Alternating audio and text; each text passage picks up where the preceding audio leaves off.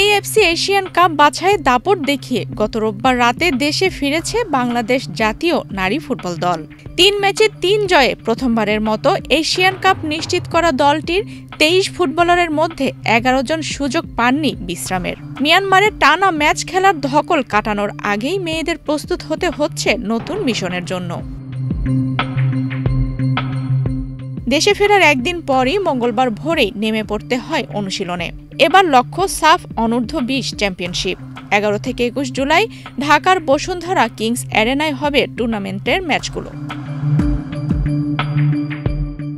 শুক্রবার উদ্বোধনী ম্যাচে শ্রীলঙ্কার মুখোমুখি হবে বাংলাদেশ নারী দল। বসুন্ধরা কিংস অ্যারেনায় ম্যাচটি শুরু হবে বিকেল ৩টায়। Gold's Gym is a globally recognized and well-established fitness brand with over 600 franchises around the world. Now at the Bosundhara Sports Complex and Bosundhara City.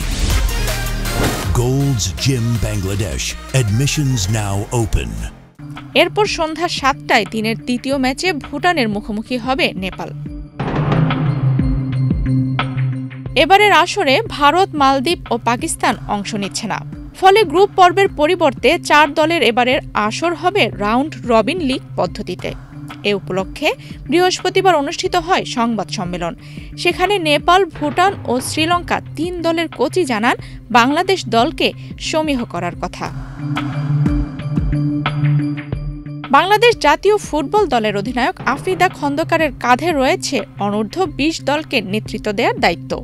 Bangladesh যখন বিশ্বকাপে খেলার স্বপ্ন দেখছে, সেখানে জাতীয় দলের অধিনায়কই আবার সাফে বয়সভিত্তিক দলে নেতৃত্বে। এবারের ৪ দল নিতে অনুষ্ঠিত হতে যাওয়া সাফ অনূর্ধ্ব-২০ টুর্নামেন্টে বর্তমান চ্যাম্পিয়ন হিসেবে খেলতে নামছে বাংলাদেশ দল। সিনিয়র দলের ৭ জন ফুটবলার রয়েছেন বয়সভিত্তিক দলে। সব মিলিয়ে পরিষ্কার ফেভারিট পিটার বাটলারের শিষ্যা। প্রথম ম্যাচে বাংলাদেশের বিপক্ষে নিজেদের রণকৌশল নিয়ে কথা বলেন শ্রীলঙ্কার কোচ শ্রীনাথা।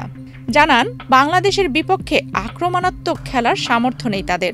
মূলত অভিজ্ঞতার জন্যই এই টুর্নামেন্টে খেলতে এসেছেন তারা। একসময় দক্ষিণ এশিয়ার নারী ফুটবলে ভারত ও নেপাল শ্রেষ্ঠত্বের জন্য লড়ত। এই টুর্নামেন্টে ভারত না থাকায় বাংলাদেশ নেপাল লড়াই হবে। টুর্নামেন্টের ফরম্যাট অনুযায়ী কোনো ফাইনাল নেই। সবাই সবার সঙ্গে ২টি করে ম্যাচ খেলবে। ৬ ম্যাচ শেষে যারা পয়েন্টের শীর্ষে থাকবে তারাই হবে চ্যাম্পিয়ন। বাংলাদেশ দলের কোচ এবং অধিনায়ক দুজনই চ্যাম্পিয়ন শিরোপা ধরে রাখার প্রত্যাশা ব্যক্ত করেছেন। দলীয় দলে গোলের কাজটি করতেন শামসুন নাহার, ঋতুপর্ণা ও তহুরা। জুনিয়র দলে তারা না থাকায় গোলের জন্য সাগরিকাদের ওপর ভরসা কোচ বাটলারের। আফসানা রিপা, বাংলাদেশ প্রতিদিন।